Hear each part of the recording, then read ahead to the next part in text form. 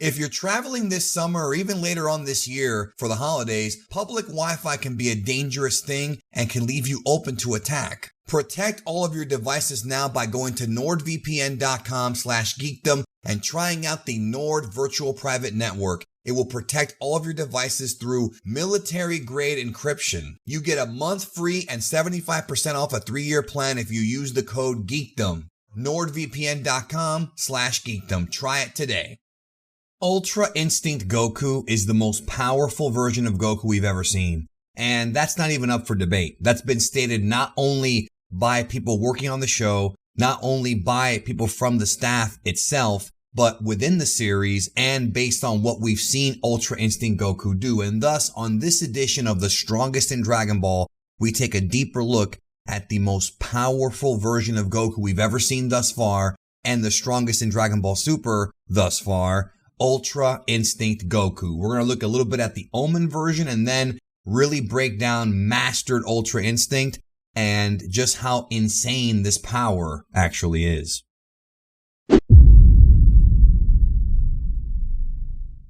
Now, I've already produced a number of videos discussing the Ultra Instinct transformation in explicit detail. I mean, I've done at least 4 or 5. This is going to be a video talking about specifically what we saw Goku do when he discovered this form. I'm going to try my best not to recap stuff that we already sort of know, but really put a focus on just what this dude was able to do and why it is so important going forward in Dragon Ball Super. We also know that based on the ending of Dragon Ball Super, that Goku cannot willingly tap into this form. So it's not like he can go into it whenever he wants. And before we go any further, of course, Ultra Instinct is not only a transformation, but it's also a state of being. It is both, especially the mastered version of Ultra Instinct, or as they call it in the dub now, Autonomous Ultra Instinct, which is pretty much the same thing. It's an extra word that was added for mouth flaps. You know, I guess it sounds cool to Toei or whoever suggested that they use that word in the dub, but it's all the same thing. Now, the best way to kind of figure out how strong Goku is by looking at how strong Jiren is, because Jiren was his biggest rival. Really, Jiren was the counterpoint to Ultra Instinct in many different ways, not just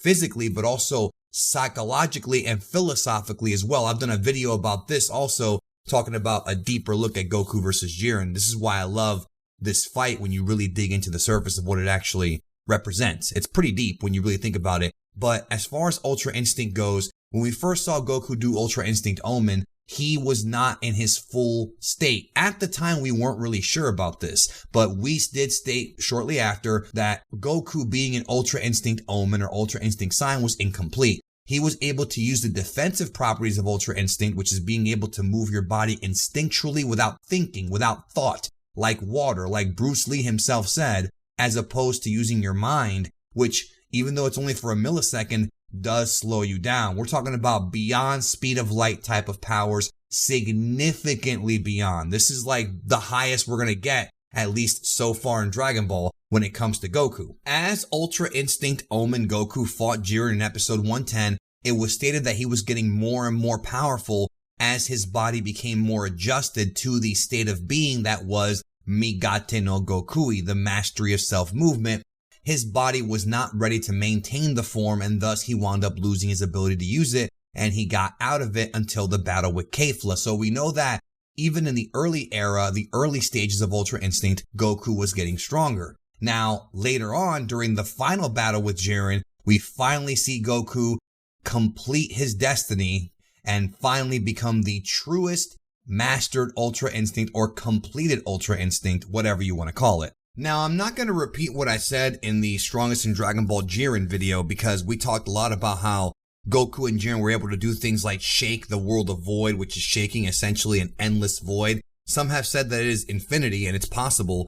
But in addition to that, we've also discussed how during the fight with Jiren and Hit trapped Jiren in a time cage and he was able to break out of it. And Vado states that Jiren does not need to follow the rules of time. He is beyond time and space itself, and therefore he is beyond fourth dimensional power, which is completely absurd for Dragon Ball, but that is the truth. So the only way that a character can go toe-to-toe with Jiren, whether or not he's 100% or whether or not he's tired, like when Goku did fight him at the end of the tournament, has to be somebody who can do the same thing. So Mastered Ultra Instinct Goku and possibly even the Omen version are able to have abilities beyond space and time. And the way that the animation sort of illustrates this is that when you see Goku and Jiren fighting, you see a bunch of flashy moves and a bunch of flashy sort of Naoki Tate animations of the hand movements moving so fast and the blocks moving so fast that you have to sort of slow down the video or at least really focus to see that there's actually hands moving, because this perception is to tell the audience that these guys are moving so fast that not even the animation can keep up with this kind of speed, which I think is really clever of them to do. It was really nice and a nice touch with this transformation. Oh, and by the way, be aware, if you want to argue that whole like speed of light thing, that's stated in the series. There's a statement within the series that states through repeated battles, he surpassed the speed of sound and light. So it's unquestionable. You can argue about when in Dragon Ball Z Goku was able to do this, but here you cannot argue that he's able to do it. I mean, it's there. And one thing I think a lot of fans forget is the fact that Goku was improving during the fight with Jiren, even beyond when he first did Omen. Jiren himself comments that Goku is getting stronger and sharper as he connects with his punches as the fight progressed, even when he was just fighting in Kaioken. So whatever Ultra Instinct Omen does to Goku every time that he taps into it, it does make him a little bit stronger even after when he is not using the transformation. And it also puts Goku in this weird sort of zombified state where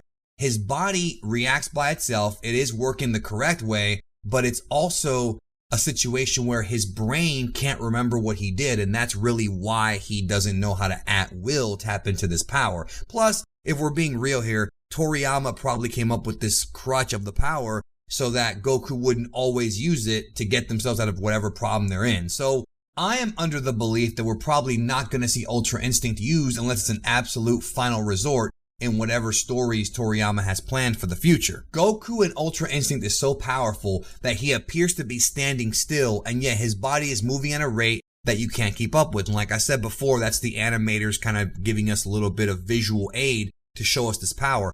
Another piece of visual aid that a lot of fans went crazy over is in Dragon Ball Super, when you see what appears to be the formation of a galaxy beneath the tournament arena during the fight with Goku and Jiren. A lot of folks think this is actually a galaxy, but it's not. It's just a representative of Goku's power being on that scale. It's something done artistically, and it's something that shows how much power he has, but it's not a literal galaxy. But it still looks incredibly cool.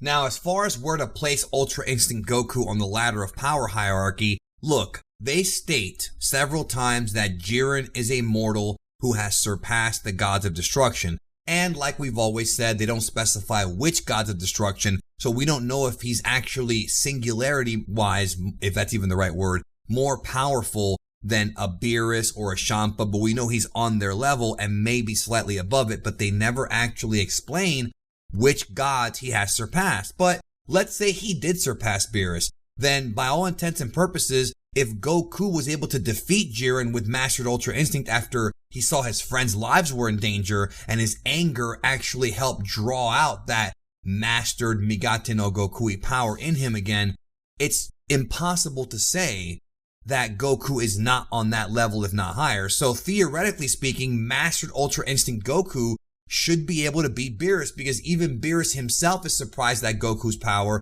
Even he knows that the ability to become an Ultra Instinct user is one that even he has not been able to master yet. So Goku was able to master it, albeit for just a short while. Maybe Beerus can too for a short while, but as it stands, several statements have been made that Ultra Instinct Goku could be. Again, I'm saying could be because I'm trying to be fair here, and we haven't seen Beerus at max strength yet, but he could be stronger than Beerus.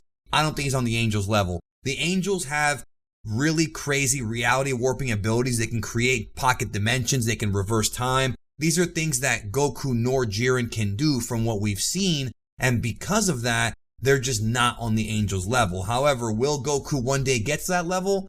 That remains to be seen. Plus, don't forget that Vados and Whis have a supreme knowledge and mastery of Ultra Instinct. Whis was trying to teach Goku and Vegeta how to do it and how to make your body flow at will all the way back in Resurrection F. So Goku just cannot match up to Whis right now, even in MUI, but maybe someday he will. I don't know. We'll see what happens in the future, but that's where he stands right now. Seth the Programmer did a really great video where he made some calculations about how strong Mastered Ultra Instinct Goku is, which I will leave a link to that video at the end of this one because you should definitely check it out. It's over 1 million views already, so I'm sure most of you probably already saw it, but he did some very interesting calculations there and once again kind of said what I said in that this dude is something else. So check out that video if you haven't, and thank you for watching this one. I had a good time, and I really hope that we see MUI again. I think we will because it's such a popular transformation. It's such a cool concept from Toriyama that it's going to come back. It's just a matter of when and who will the opponent be to draw out this power in Goku again. That remains to be seen. Thank you for watching, and if you haven't seen the other episodes in these Strongest in Dragon Ball series where I break down the feats and power of the strongest characters in the franchise, check out these videos. I hope you enjoy it, and I love you very much. See you soon.